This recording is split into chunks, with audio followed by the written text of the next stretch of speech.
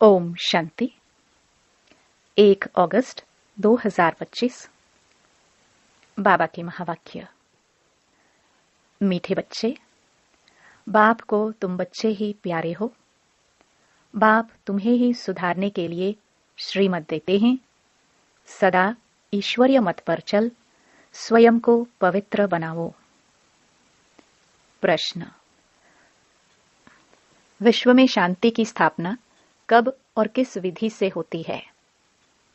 उत्तर: तुम जानते हो, विश्व में शांति तो महाभारत लड़ाई के बाद ही होती है, लेकिन उसके लिए तुम्हें पहले से ही तैयार होना है।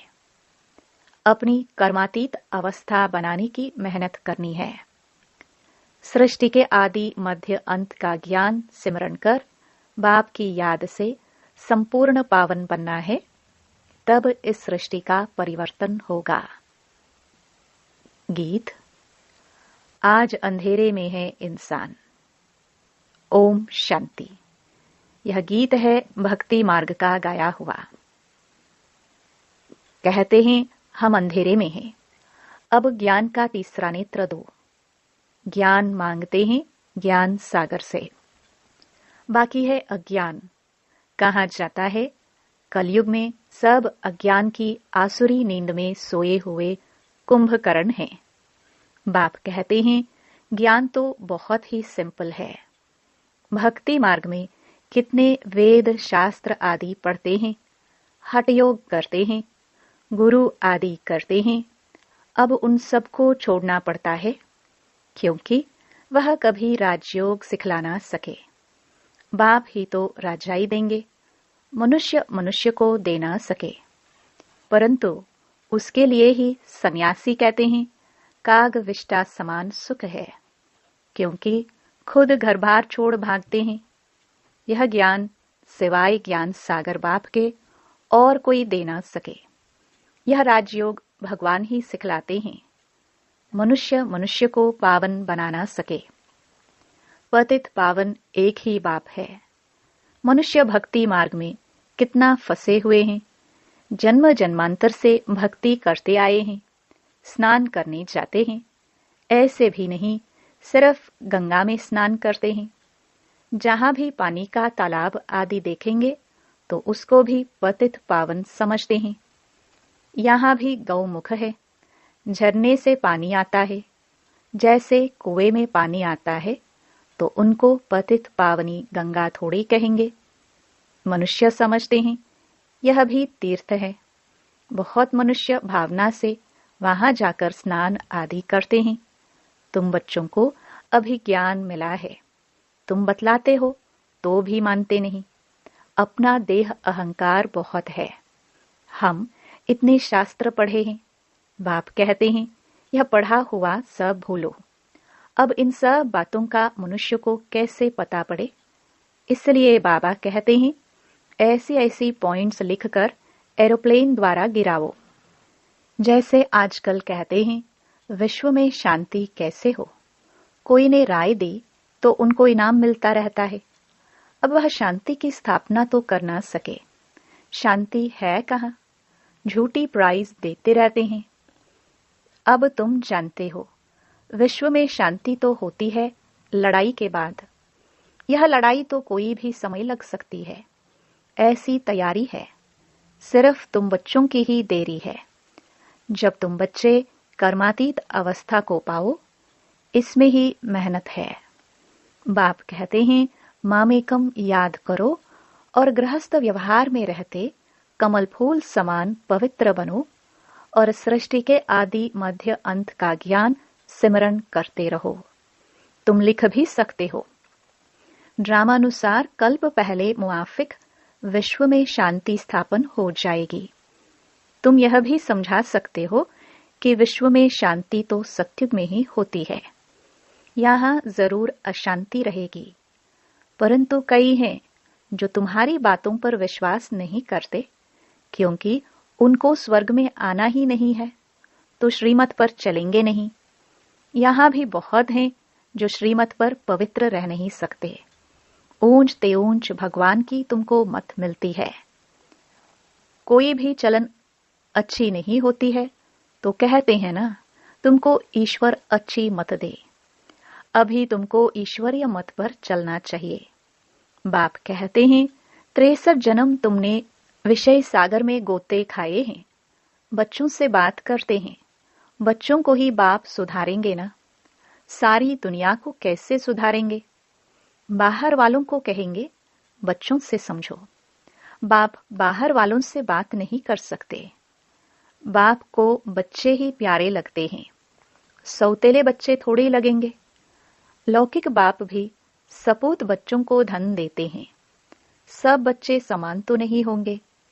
बाप भी कहते हैं, जो मेरे बनते हैं उन्हों को ही मैं वर्षा देता हूं। जो मेरे नहीं बनते हैं वह हजम नहीं कर सकेंगे, श्रीमत पर चल नहीं सकेंगे। वह है भगत। बाबा के बहुत देखे हुए हैं। कोई बड़ा सन्यासी आता है तो बहुत उन्हों के फॉलोवर्स होते हैं। फंड चंदा इकट्ठा करते हैं, अपनी अपनी ताकत अनुसार फंड्स निकालते हैं। यहाँ बाप तो ऐसे नहीं कहेंगे, फंड्स इकट्ठा करो। नहीं, यहाँ तो जो बीज बोएंगे 21 जन्म उसका फल पाएंगे। मनुष्य दान करते हैं तो समझते हैं ईश्वर अर्थ हम करते हैं। ईश्वर समर्पणम कहते हैं, वा तो कहेंगे श्री कृष्ण समर्पणम। श्री कृष्ण का नाम क्यों लेते हैं? क्योंकि गीता का भगवान समझते हैं। श्री राधे अर्पणम कभी नहीं कहेंगे, ईश्वर या श्री कृष्ण अर्पणम कहते हैं। जानते हैं फल देने वाला ईश्वर ही है। कोई साहूकार के घर में जन्म लेते हैं तो कहते हैं ना, आगे जन्म में बहुत दान पुण्य किए हैं तब यह बना है। राजा भी बन सकते हैं, परंतु वह है अल्पकाल कागविष्ठा समान सुख। राजाओं को भी सन्यासी लोग सन्यास कराते हैं तो उनको कहते हैं स्त्री तो सर्पणी है। लेकिन द्रौपदी ने तो पुकारा है, दुशासन मुझे नंगन करते हैं। अब भी अबलाएं कितना पुकारती हैं, हमारी लाज रखो।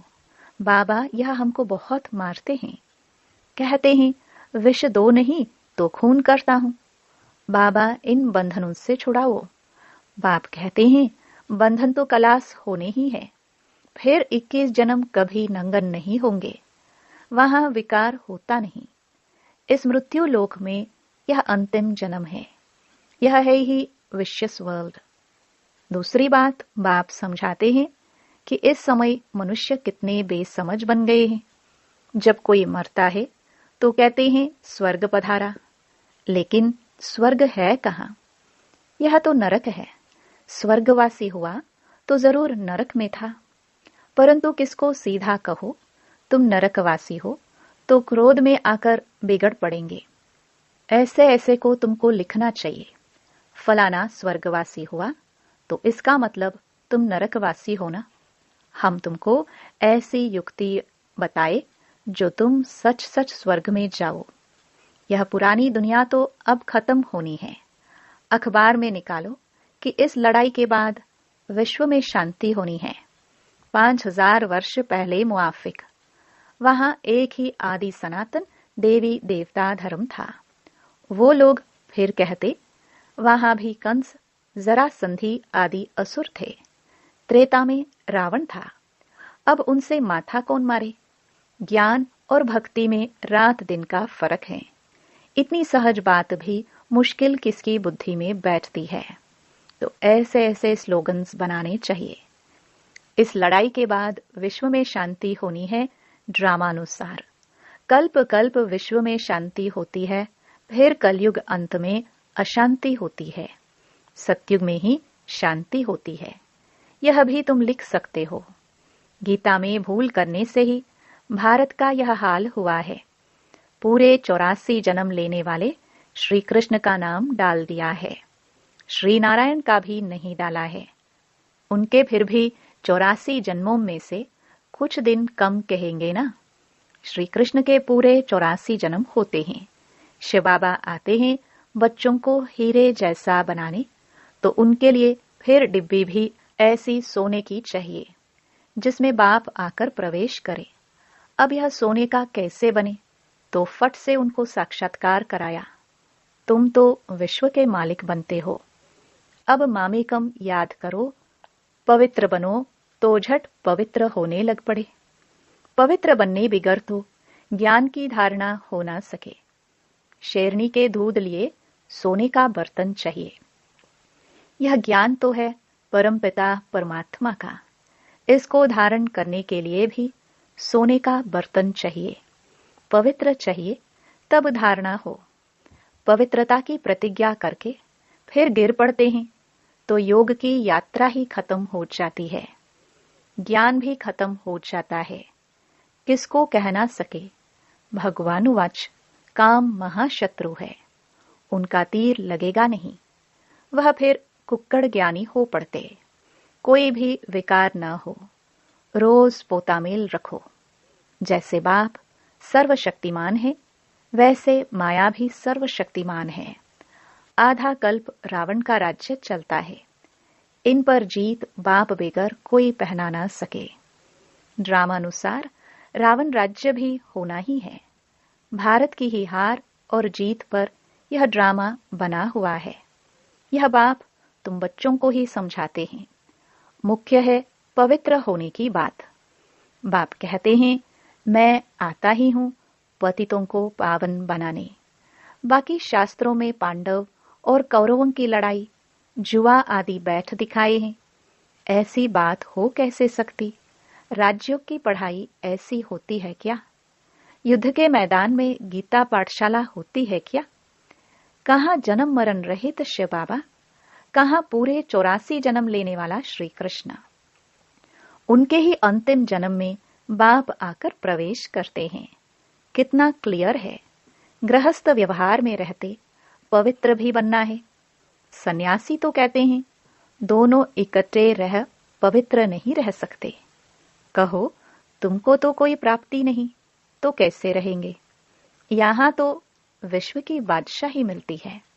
बाप कहते हैं, मेरे खातिर कुल की लाज रखो। शिव बाबा कहते हैं, इनके दाढ़ी की लाज रखो। यह एक अंतिम जन्म पवित्र रहो तो स्वर्ग के मालिक बनेंगे। अपने लिए ही मेहनत करते हैं, दूसरा कोई स्वर्ग में आ नहीं सकता। यह तुम्हारी राजधानी स्थापन हो रही है, इसमें सब चाहिए ना। वहां वजीर तो होते नहीं, राजाओं को राय की दरकार नहीं।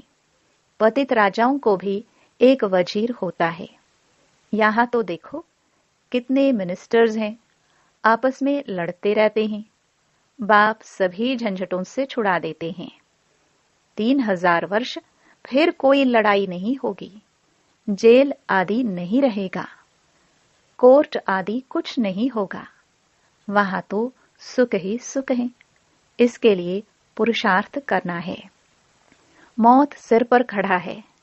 याद की यात्रा से विक्रमाजीत बनना है। तुम ही मैसेंजर्स हो जो सबको बाप का मैसेज देते हो कि मन मना भव। अच्छा, मीठे मीठे सिखिलदे बच्चों प्रति मात पिता बाप दादा का याद प्यार और गुड मॉर्निंग। रूहानी बाप की रूहानी बच्चों को नमस्ते। धारणा के लिए मुख्य सार। पहला, ज्ञान की धारणा करने के लिए पवित्र बन बुद्धि रूपी बर्तन को स्वच्छ बनाना है। सिर्फ कुक्कड़ ज्ञानी नहीं बनना है। दूसरा, डायरेक्ट बाप के आगे अपना सब कुछ अर्पण कर श्रीमत पर चलकर 21 जन्मों के लिए राजाई पद लेना है। वरदान, हर शक्ति को कार्य में लगाकर वृद्धि करने वाले श्रेष्ठ धनवान व समझदार भव। समझदार बच्चे हर शक्ति को कार्य में लगाने की विधि जानते हैं। जो जितना शक्तियों को कार्य में लगाते हैं, उतना उनकी वह शक्तियां वृद्धि को प्राप्त होती है। तो ऐसा ईश्वरीय बजट बनाओ जो विश्व की हर आत्मा आप द्वारा कुछ न कुछ प्राप्ति करके आपके गुणगान करे। सभी को कुछ न कुछ देना ही है, चाहे मुक्ति दो, चाहे जीवन मुक्ति दो। ईश्वरीय बजट बनाकर सर्व शक्तियों की बचत कर जमा करो और जमा हुई शक्ति द्वारा सर्व आत्माओं को भिखारीपन से, दुख, अशांति से मुक्त करो। स्लोगन: शुद्ध संकल्पों को अपने जीवन का अनमोल खजाना बना लो तो मालामाल बन जाएंगे। मातेश्वरी जी के अनमोल महावाक्य। अब विक्रम बनाने की कंपटीशन नहीं करनी है। पहले पहले तो अपने पास यह एम अवश्य रखनी है कि हमको किसी भी रीति से अपने विकारों को वश करना है, तब ही ईश्वरीय सुख शांति में रह सकते हैं। अपना मुख्य पुरुषार्थ है खुद शांत में रहकर औरों को शांति में लाना। इसमें सहन शक्ति जरूर चाहिए। सारा अपने ऊपर मदार है। ऐसे नहीं कोई ने कुछ कहा तो अशांति में आ जाना चाहिए। नहीं, ज्ञान का पहला गुण है सहन शक्ति धारण करना। देखो, अज्ञान काल में कहते हैं, भल कोई कितनी भी गाली देवे, ऐसे समझो कि मुझे कहां लगी। भल किसने गाली दी, वो खुद तो अशांति में आ गया। उन्हों का हिसाब किताब अपना बना, लेकिन हम भी अशांति में आए, कुछ कह दिया तो फिर हमारा विक्रम बनेगा। तो विक्रम बनाने की कंपटीशन नहीं करनी है। अपने को तो विक्रमों को भस्म करना है, न कि बनाना है। ऐसे विक्रम तो जन्म जन्मांतर बनाते आए और दुख उठाते आए। अब तो नॉलेज मिल रही है, इन 5 विकारों को जीतो। विकारों का भी बड़ा प्रस्ताव विस्तार है, बहुत सूक्ष्म रीति से आते हैं। कब ईर्ष्या आ जाती है तो सोचते हैं इसने ऐसा किया तो मैं क्यों ना करूं। ये है बड़ी भूल। अपने को तो अभूल बनाना है। अगर कोई ने कुछ कहा तो ऐसे समझो यह भी मेरी परीक्षा है, कितने तक मेरे अंदर सहन शक्ति है। अगर कोई कहे मैंने बहुत सहन किया, एक बारी भी जोश आ गया तो आखिरीन फेल हो गया। जिसने कहा उसने अपना बिगाड़ा, परंतु अपने को तो बनाना है, न कि बिगाड़ना है। इसलिए अच्छा पुरुषार्थ कर जन्म जन्मांतर के लिए अच्छी प्रारब्ध बनानी है। बाकी जो विकारों के वश है, गोया उन्हों में भूत प्रवेश है। भूतों की भाषा ही ऐसे निकलती है, परंतु जो दैवी सोल्स है उनकी भाषा दैवी ही निकलेगी। तो अपने को दैवी बनाना है, न कि आसुरी। अच्छा, ओम शांति। अव्यक्त इशारे। सहज योगी बनना है तो परमात्म प्यार के अनुभवी बनो। परमात्म प्यार के अनुभवी बनो तो इसी अनुभव से सहज योगी बन उड़ते रहेंगे। परमात्म प्यार उड़ाने का साधन है। उड़ने वाले कभी धरनी के आकर्षण में आ नहीं सकते। माया का कितना भी आकर्षित रूप हो, लेकिन वह आकर्षण उड़ती कला वालों के पास पहुंच नहीं सकती। ओम शांति।